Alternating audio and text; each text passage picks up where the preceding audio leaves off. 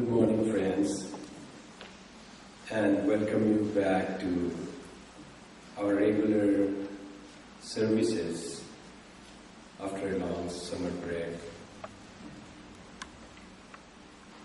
Hopefully you all enjoyed your summer vacation.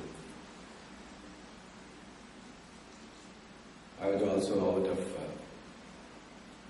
Toronto for some time and visited some places in Europe, and also had gone for a retreat in Canmore in Alberta, which was conducted by Swami. Today our subject is sacrifice as a spiritual practice. There are two things, sacrifice and spiritual practice. We know a spiritual practice, we all are a spiritual aspirant. Our goal is spiritual awareness. We want to be aware that we are essentially spirit, Atma, self-aware, self-conscious being, free, blissful, immortal being. That is spiritual awareness. And not this body or mind which runs and acts on the commands of nature. We want to be free, and we are free beings as a spirit. But only we are not aware of our spiritual nature, we are aware of our only this limited physical body-mind complex nature. That is the difficulty. So to become aware of our spiritual nature, we need to practice something, and that is called a spiritual practice. And we know the common spiritual practice are prayers, very fundamental and very effective, coming to the Lord and asking for removing all ignorance, all bondage, all helplessness, and God helps in that. Another is meditating, trying to think deeply on our real nature, or meditating on God. Another is loving God with all our heart and soul. That is another spiritual practice.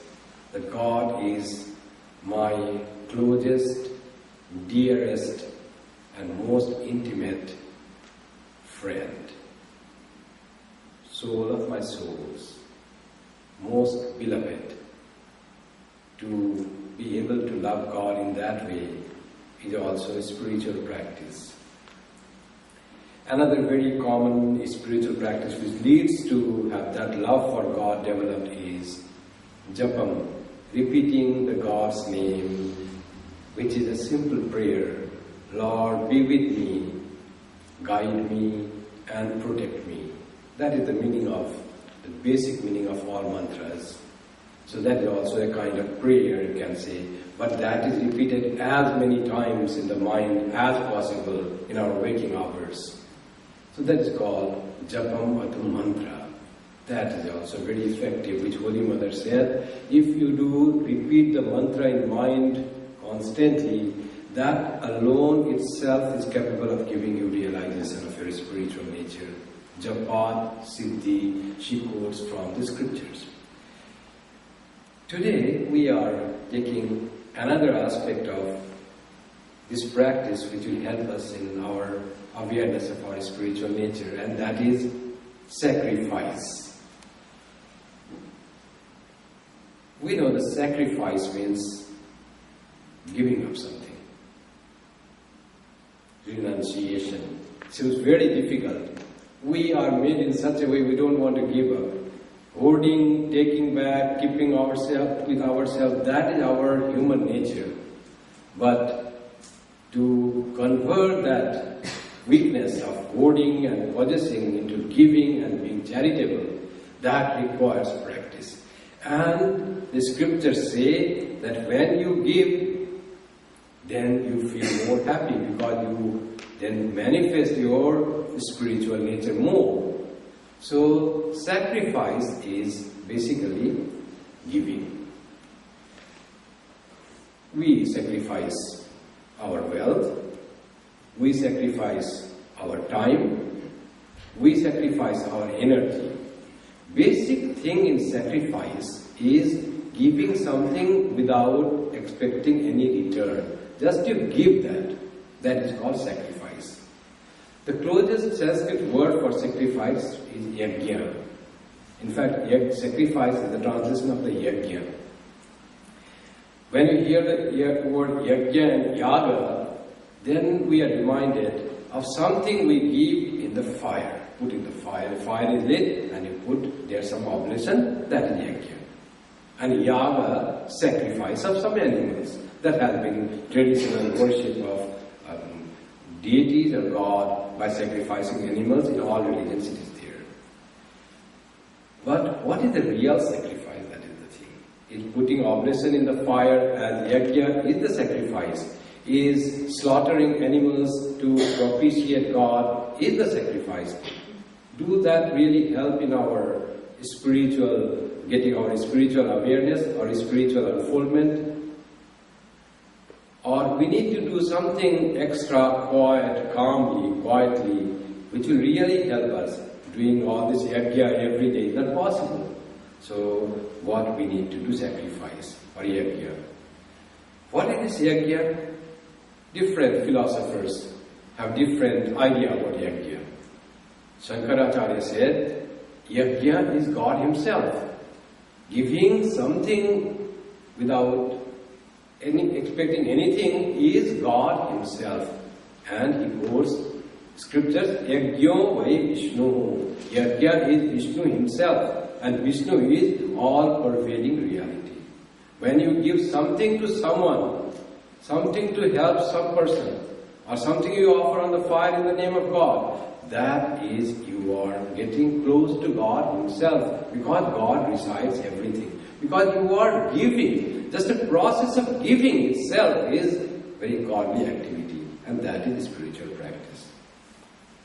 Ramanuja, another great philosopher, he said, by the word yajna, it meant Vedic yajnas. Purely Vedic oblations, fire, leave the fire with certain, whatever is described in the Vedas, and recite the mantras correctly, pour whatever oblation is asked to be poured, and that becomes yajna or sacrifice. By sacrifice, that is meant.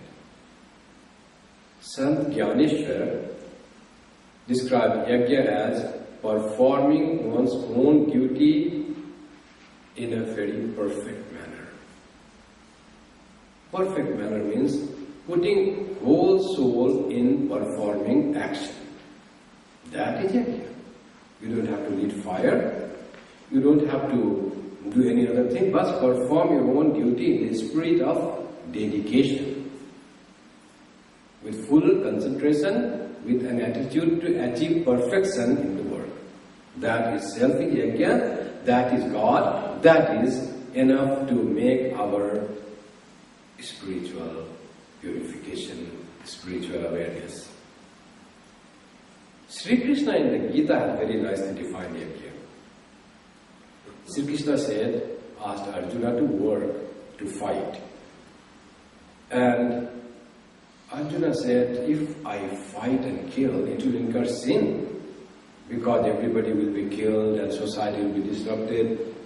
Sri Krishna said, work if done in an unintelligent way will be binding and destructive. But if it's done in an intelligent way, it will be a purifier. Work done with attachment, for your own sake, to have to enjoy the fruits of action. If you work, then it is a binding work. If you work for others, if you work without attachment, if you work for work's sake, it will be for your spiritual freedom. It will be for enlightenment. It will be for taking you, making you immortal, taking you beyond death.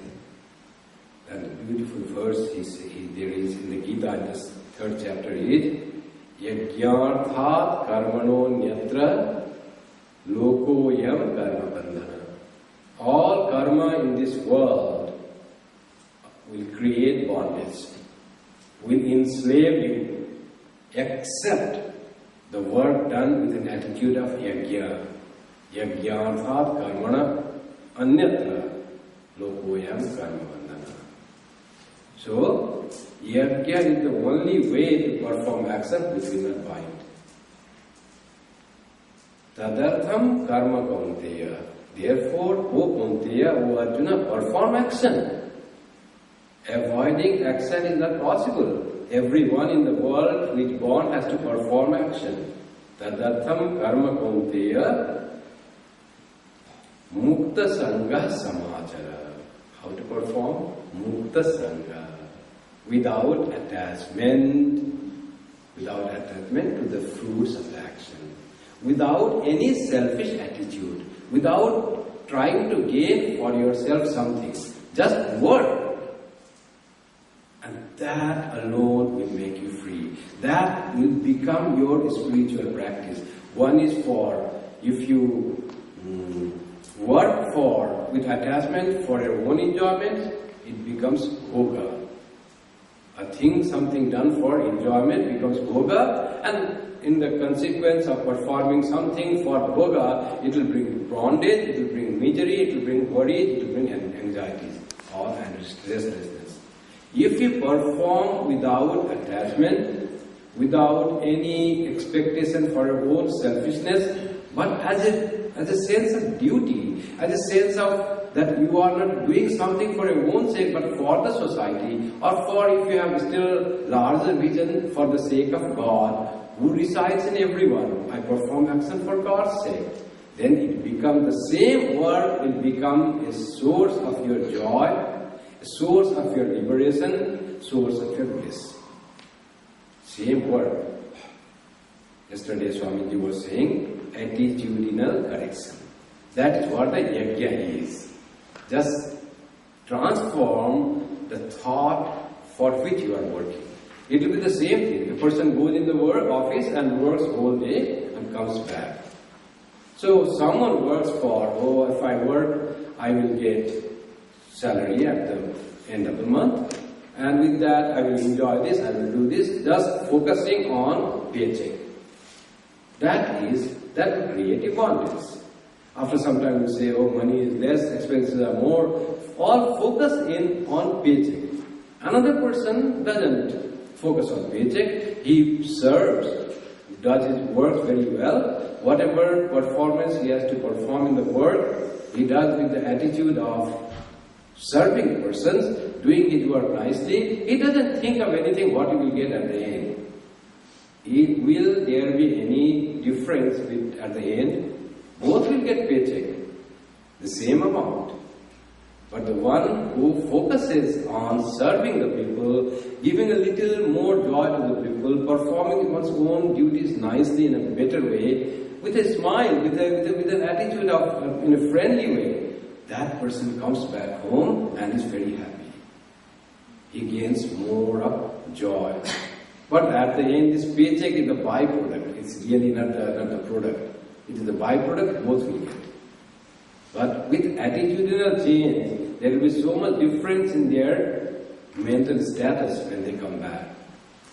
Those who work without attachment don't feel Monday to be a very bad day.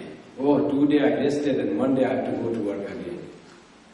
There were some Swamis in Deokarman. Swami said, he used to look after the students. And when after summer vacation school used to open, some other people, some other brahmachari used to say, again the work, students coming, lot of feeding, reading, studying, all those things. But that Swami used to be so happy when school reopened after summer vacation. Now the children will come. I will have the opportunity to serve them. I will have the opportunity to look after them. Children were not human beings for him. They were all gods for that Swami. And he found so much joy in teaching them. For him, summer vacation was very long. For others, it ended. The one month ended in 1 week as it were. For him, it was long. He is not able to serve God. Just the attitudinal change. He is happy when school is open. Others are not unhappy, but now tomorrow again we will start, this thing to look after, review, teach, guide, look in the kitchen, look in the dairy, so many things when you run a residential school. So that is the attitudinal change. Then when we have that sort of attitude, then it becomes yajna. We don't have to become unattached and not think of work in office when we are. Every simple act becomes yajna. For example, for a person who performs yajna, comes to the Lord and bows down, that itself is done in such a spirit of dedication and giving, it becomes a yajna. Some coming, bowing down, and you have some children, how they bow down. Mother says, go and bow down to the altar. He is not willing. Mother first says, go, otherwise you won't get chocolate. And for the sake of chocolate, he comes and bows down and runs. That is one sort of showing respect to the deity. Another what we devotees do, we come closer, bow down, feel the feet, touching with our forehead, and feel the physical presence of our Lord. That becomes yajna. Coming closer to God. Through a simple process of bowing down, through a simple process of prostration, that becomes a sacrifice. We give ultimate sacrifice, of course, sacrifice of ego, of minus. And that ego or this misidentified I with this body and mind, and thinking that this I is working, so that itself is ignorance. And that creates all bondage. Ultimately, that misplaced I has to be sacrificed. All these animal sacrifices are in fact symbolic to sacrifice our ego. People forget that and they sacrifice animal and then eat nicely. Somebody was, Sri Ramakrishna said in the Gospel, there is to be a tradition of sacrificing goat for propitiating Divine Mother. And after a few years, the man grew old, and there was no more sacrifice for worship of Divine Mother. People asked, why have you stopped sacrifice and you used to sacrifice animal? He said, oh, now I have become old and my teeth are not working. It was not to please the Divine Mother, it was to eat some meat. That was the reason of it. Sri Ramakrishna makes fun of that type of sacrifice. That even sacrificing, propitiating mother with the killing of animal is not propitiating mother. It was a symbolic of killing our ego, killing our tamasic character, killing our lethargy, rousing rajas. For that it was a symbolic. You be active. How Swamiji said, inactive is inaction, not working, not performing. Lethargy, laziness is a sin. That needs to be given up. That needs to be sacrificed. That we have some not good things. All this sacrifice and renunciation are giving up something that are not very important for the gain of something that is more valuable. So sacrifice in fact is never a loss. It's always a profit. A profitable business. We give up something which is lesser to attain something which is higher. That is real sacrifice. When we really are able to sacrifice our ego, then what will happen? Then this hold of body-mind complex on us will become loose. We will be placed in our own real nature. We'll be able to understand I am capable of handling this body-mind complex. I read a beautiful story, how this handling becomes. Sometimes ego handles us, mostly. That's what the ignorant person as we are, unaware of our spiritual nature, we do. And when we are aware, then we start handling our ego. Every step we are aware, oh, this is my ego saying this, no, nothing doing that. We become conscious of what our ego is playing in us. Once, one boy and mother were going, and there was 4 policemen taking a person. Then boy asked, Mother, what are they doing? Mother said, the guy seems to be a not very good person, seems to be a thief or something, so policemen are taking him to the police station. So boy understood, a small kid. Next, after 2 days, again the mother went with the boy to school, and going again he saw some policemen. They were taking another person. Then boy says to mother, Mother, see, the thief is going. Mother says, keep quiet. He is the governor of our country.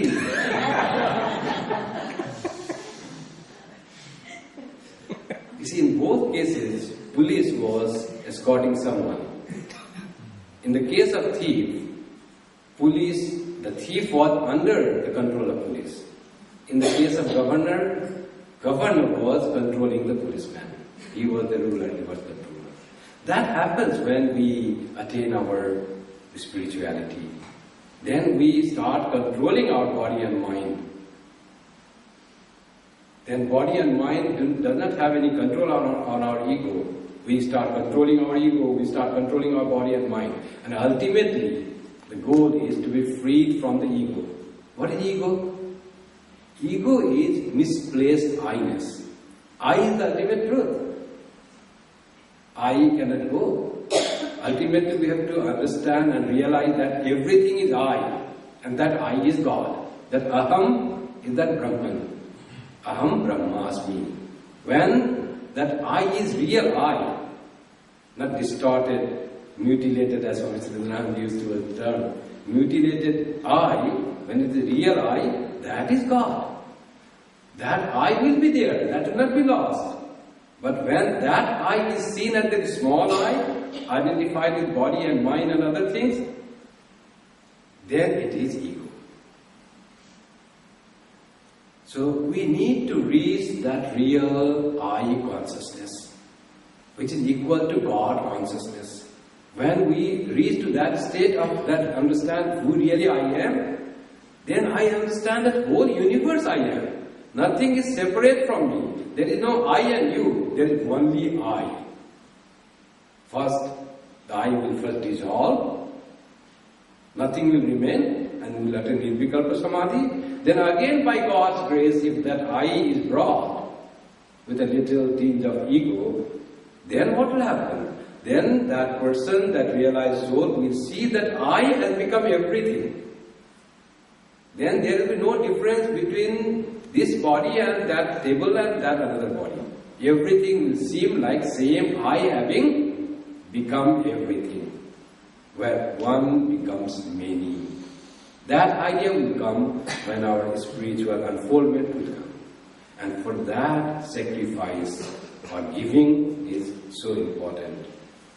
Sri Ramakrishna, after having Nirvikalpa Samadhi, when he was aware of his I-ness has become the world, how do they behave now? For them the world changes, they behave very in a different way than other persons. Some cases yes, but Sri Ramakrishna never. He was as usual. Sri Ramakrishna said, when a person goes to a clerk by some mistake or something happened, he went to jail. After he was released after a few weeks, what he will do? Again, he will go to the office and work. So like that, these great persons, when they realize the reality, what happens after that? The same thing. Sri Ramakrishna, after realizing God, used to visit Kali temple, used to prostrate before the mother, pray to her for the welfare of all. After that, he used to pray green coconut and sugar for Keshav Sen, though he knew that everything is Brahman. But they do that. So this becomes a part of giving, dedicating, sacrificing. Every act becomes sacrificing. The greatest sacrifice is done by God. In Purusha Suktam it is said, this whole universe has evolved by the sacrifice of God. From his limbs came up different human beings, performing different actions. From his eyes came sun. From his breath came air and life. From his mind came moon. From his navel came space. Like that whole body converted and sacrificed to give origin to this universe, manifested universe. That is one way of how this universe is God. In the Upanishads we find everywhere, Tat Srishtva Tad Eva Anupravishad. God created this universe and He entered into that to explain that whatever is there, created by God, but God, it is God Himself. Both material and efficient God of the universe is God. And what that God does, that is one way God created this. But God doesn't end. Purnamada Purnamidam. Then what happens? God finds that His creation is not working. The human beings who are made in the image of God, they are suffering. They are not taking the right course. Then God has to come as a human being to guide them. Is that not sacrifice? The one who is full of bliss, without any worries and anxieties, nothing suffering touches him, he assumes the form of a man, undergoes all the sufferings of a human life. Though at times he is aware that he is divine, but for the time being, at times he feels suffering. When Sri Ramakrishna broke his arm, he said, "You see, my arm is broken, I am having pain in the throat." Do you think he is feigning? No, that time he has pain. But he has the power to go beyond that pain. In another moment, he realizes oneness with God. He is not the body, he is the spirit. But whenever he little identifies with the body, he feels pain.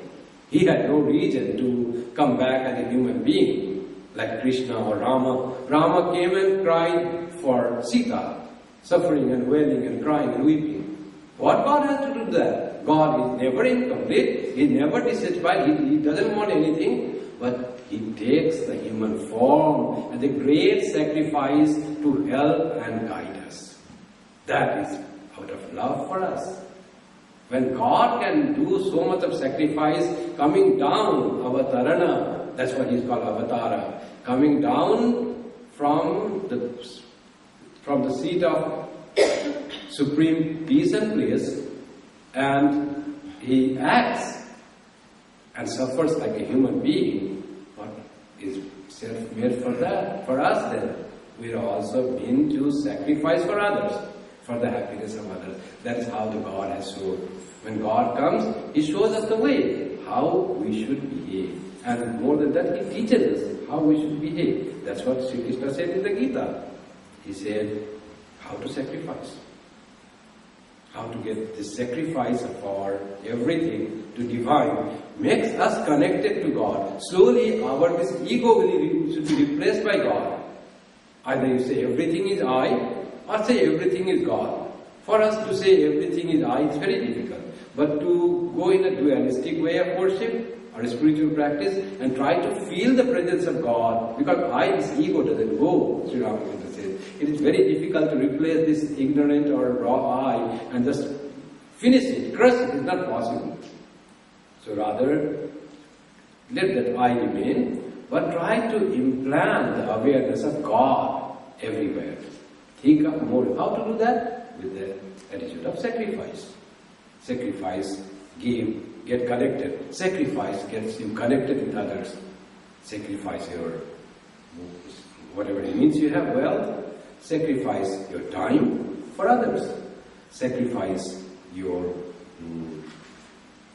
health, energy, and that doing something for others will take you not to that person, it will take you towards God. It will take you towards more of spiritual awareness. I am the spirit, I am the Atma. That thing will come by mere helping and serving others. But we have to keep in mind, while serving others, helping others, it should be pure, unselfish act. If we have anything we seek in return, that by making that person happy, people will say, oh, how great this. In many ways, this selfishness comes. This expectation comes in many ways without even being aware. So we should be aware that nothing of selfishness comes and everything is done as worship to God. To please Him. We know when we serve His creation, His children, who will be pleased? We are not going to please that person, we are going to please our Ishta, our God, by serving that person.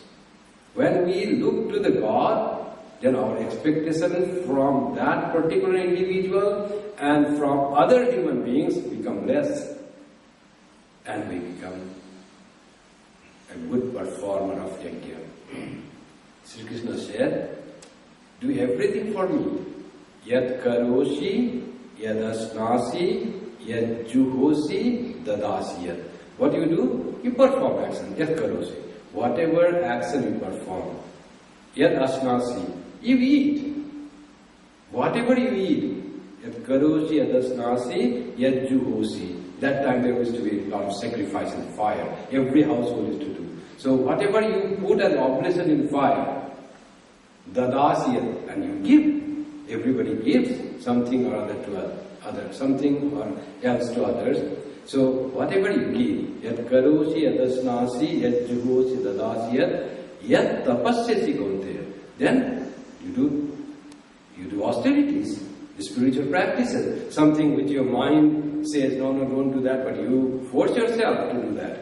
It becomes tapasya. You generate heat, you generate energy and perform that. Yat tapasyasi kaunteya tat kurushva madarpanam. All that you do for my sake, offer that to me.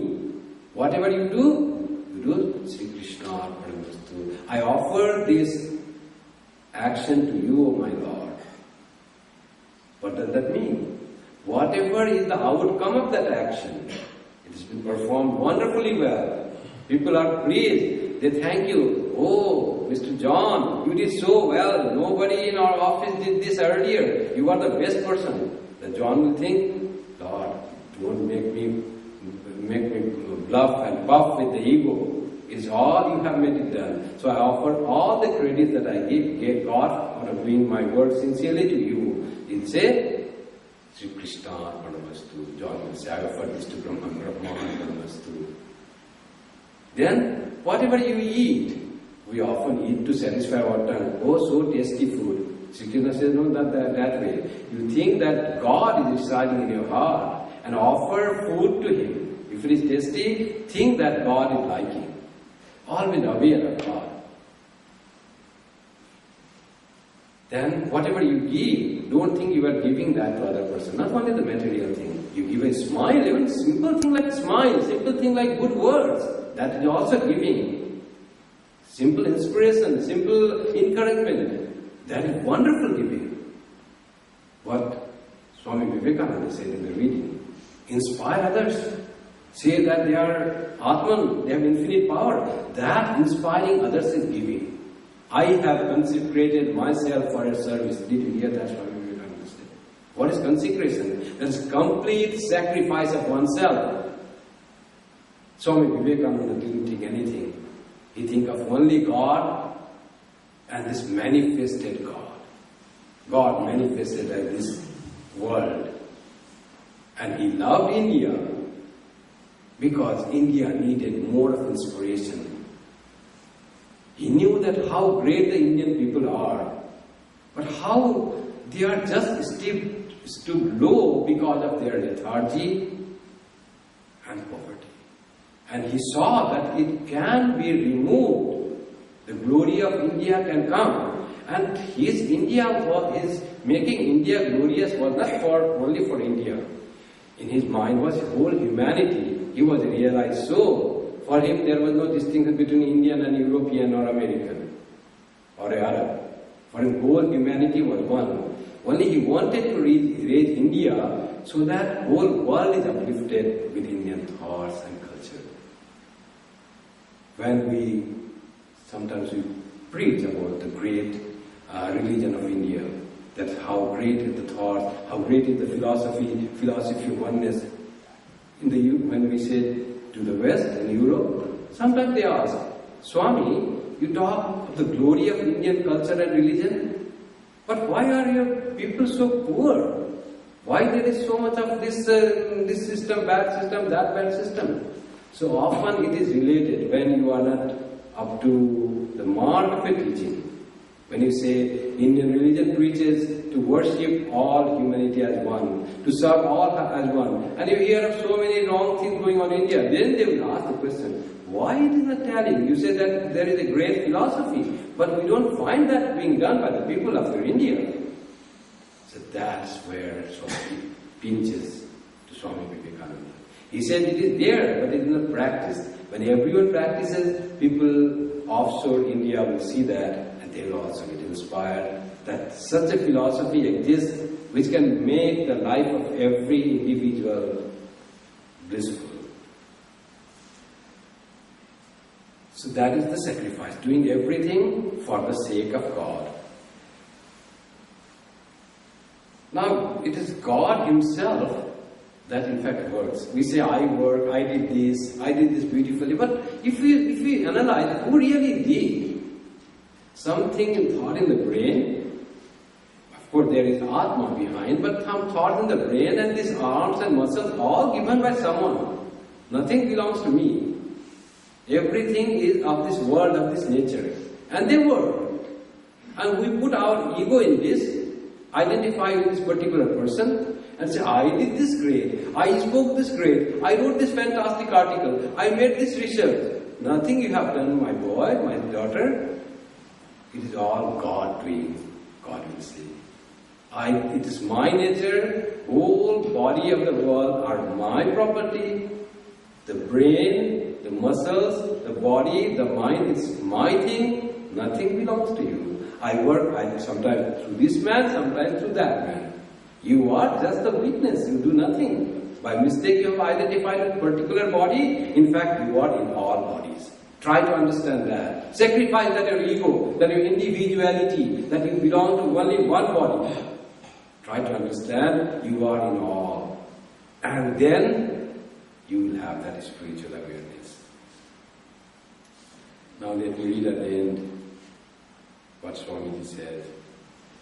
Swami Vivekananda said, this I and mine causes the whole misery.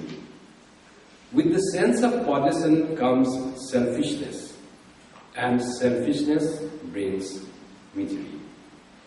Every act of selfishness or thought of selfishness makes us attached to something, and immediately we are made slaves.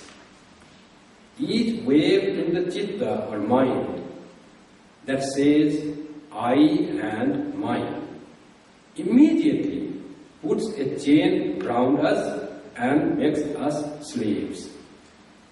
And the more we say I and mine, the more slavery grows, the more misery increases.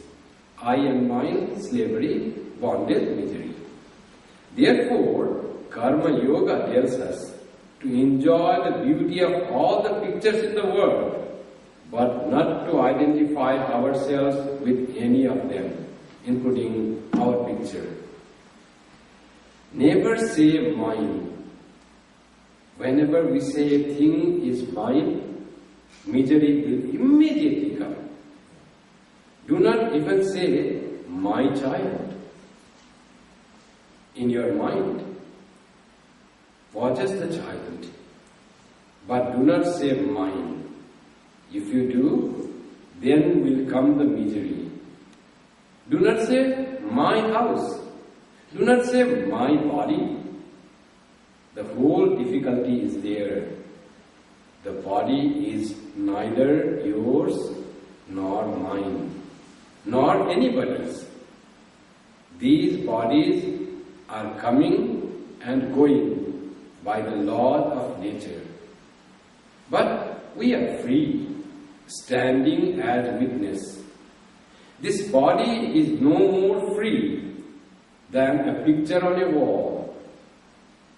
Why should we be attached so much to a body? If somebody paints a picture, he does it and passes on. Do not project that tentacle of selfishness. I must possess it. Do something, give it to others. Do not possess. Paint a picture, give it to others. That is not for your possession. As soon as that is projected, misery will begin.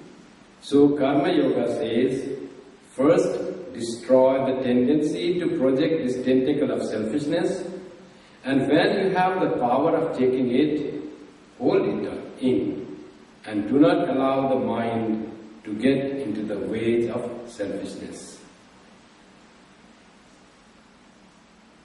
So at the end, let me tell you, it's already 12 o'clock, getting 12. So at the end, I read one nice article. It says, it summarizes what sacrifice is, what yajna is. Sacrifice, therefore, involves renunciation of selfishness and cultivation of detachment from the fruits of actions. The will pave the way for the ultimate sacrifice, that is, renunciation of attachment to the body-mind complex. Offering one's self as an oblation into the imperishable Supreme Self. The supreme sacrifice that leads meaning to human life. Ultimate sacrifice, therefore, is merger of a drop of water in the ocean to become the whole ocean. Sacrifices individual dropness and it becomes whole, infinite, huge ocean.